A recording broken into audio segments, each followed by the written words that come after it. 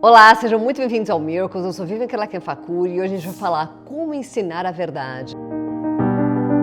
Então curtam, compartilhem, comentem, se inscrevam no nosso canal e aproveitem para mandar esse vídeo para abençoar a vida de outras pessoas. Mateus 28, 19 e 20 diz: Portanto, vão e façam discípulos em todas as nações, batizando-as no nome do Pai, do Filho e do Espírito Santo, e depois ensinem esses novos discípulos a obedecerem todas as ordens que eu lhes dei, e tenho certeza disso, que eu estarei sempre com vocês até o fim do mundo.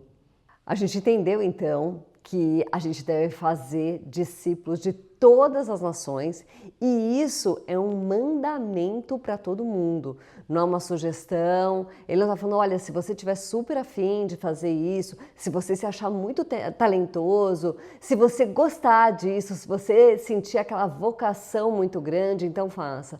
Não, esse é um mandamento para todo mundo, ou seja, você, todo mundo tem que fazer isso.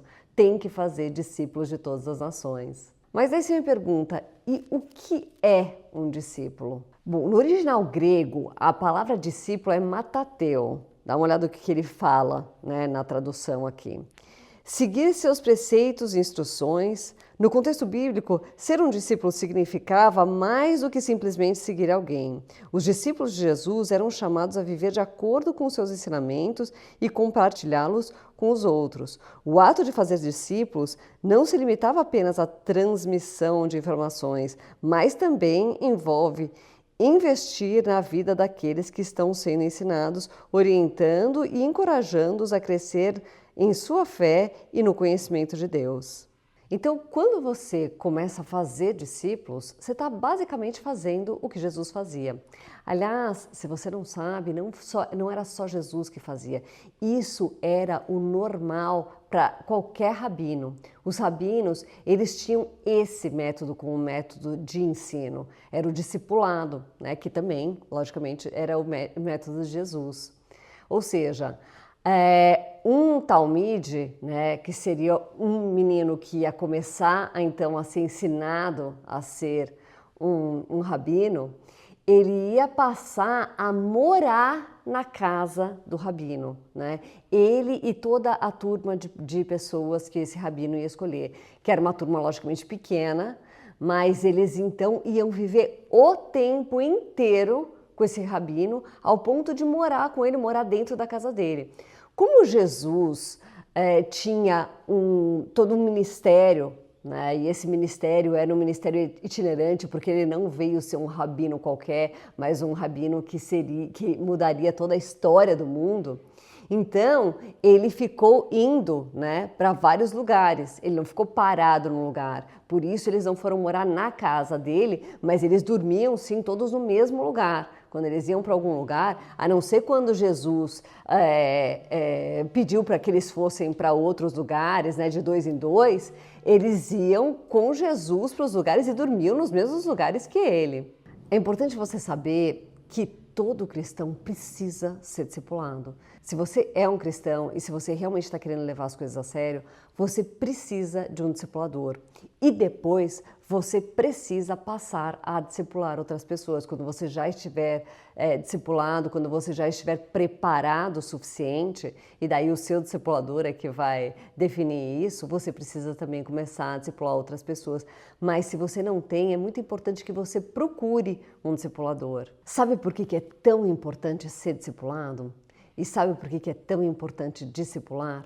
Porque esse era o método de Jesus, e quando você passa a ter que discipular, você passa a assumir uma responsabilidade de ser um modelo, de ser alguém que vai ensinar para uma outra pessoa como ela deve agir. Esse senso de responsabilidade faz com que você cresça muito, é por isso que é tão importante. Quando eu estava escrevendo esse texto, e eu já sou uma discipuladora de muitas pessoas, mas mesmo quando eu estava escrevendo esse texto, é que eu pude parar para pensar o quão profundo isso é, o quanto isso é uma coisa muito importante de ser feita e como isso é transformador.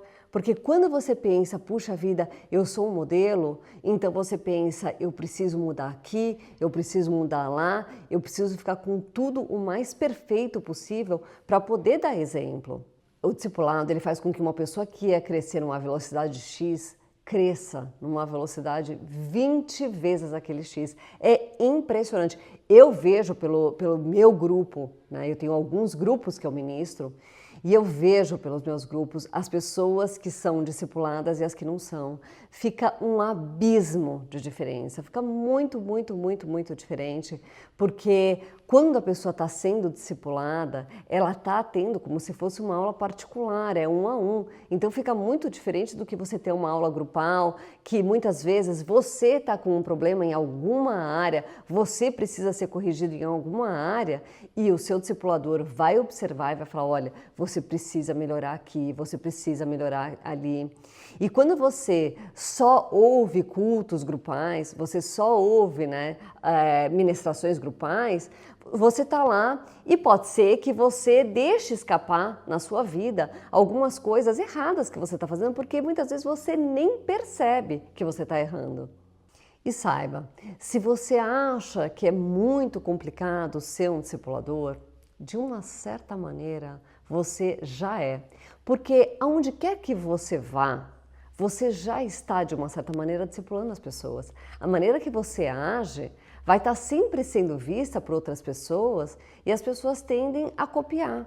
As pessoas tendem a, de alguma maneira, às vezes maior, às vezes menor, dependendo do teu nível de influência sobre aquela pessoa, elas tendem a copiar. Por exemplo, se você é um pai ou se você é uma mãe, você já é um discipulador com toda a certeza do mundo. Então, é muito importante que você pare e medite sobre as coisas que você está errando e daí você então peça a graça para Deus para poder consertar aquilo que está errado, porque você já é um discipulador. Principalmente como pai e mãe, você já é um discipulador e o seu filho está fazendo tudo o que você tá fazendo. Ele provavelmente vai aprender. Não é certeza absoluta, mas é muito, muito provável. Eu costumo dizer que o conceito de ser uma boa mãe hoje em dia, ou de ser um bom pai, é aquele pai que dá muita atenção, aquela mãe que dá muita atenção, mas isso não é bíblico. Você não vê isso na Bíblia. Até porque Deus nos fez para ter mais ou menos uns 15 filhos, né? Cada mulher teria mais ou menos uns 15 filhos. E se a gente poderia ter tantos filhos, significa que provavelmente uma criança não precisa de tanta atenção assim. E quando você vê, né, quando você lê a Bíblia, o que Deus está sempre sugerindo é para você se corrigir, é para você se melhorar, mesmo as crianças. Então é muito importante que você saiba que você está influenciando os seus filhos e essa é a maior maneira que você pode ensinar o seu filho. É através da influência, né, através das suas atitudes. Então eu costumo dizer, é muito mais importante o que você está fazendo do que o que você está falando. É muito importante a maneira que você age. Muitas vezes você está lá dando a maior atenção para a criança, mas você é uma pessoa toda errática. E se você for uma pessoa toda errática, dando muita atenção para uma criança, aquela criança vai aprender a ser toda errática. Por isso que Deus, desde que a gente é pequenininho, Ele já está falando se corrija, se corrija, se corrija. Porque desde pequenininho, de 1 aninho, a criança já consegue entender que ela fez coisa errada. Essa cultura, né, contemporânea que a gente tem, que diz que não, a criança não entende, isso não é verdade. Eu já experimentei várias vezes, eu tenho 4 filhos e a verdade é que as crianças entendem tudo sim. Então, é muito importante que você se corrija. É importante também você saber que em todas as situações, você sendo um cristão, você é o adulto da sala. Então você é aquele que vai ter que dar o bom exemplo. Você é aquele que, por mais que você se irrite, você tem que se comportar bem, porque você é o adulto da sala. Se você é um cristão, você é o adulto da sala. O método de ensino que a gente mais conhece é o método grego, que então uma pessoa fala e as outras aprendem. Que não é que ele não faz parte do método discipulado, ele também faz parte, mas esse viver junto, esse estar junto no dia a dia, esse viver 1 a 1, é a vida na vida, isso é muito importante e isso ensina mais e você aprende muito mais do que com o método grego, que é alguém falando e você só ouvindo. É vendo as atitudes de alguém que a gente confia muito, que a gente tem como líder, que a gente mais aprende. Bom, hoje eu vou ficar por aqui, então curtam, compartilhem, comentem, se inscrevam no nosso canal e aproveitem para mandar esse vídeo para abençoar a vida de outras pessoas. Fiquem com Deus.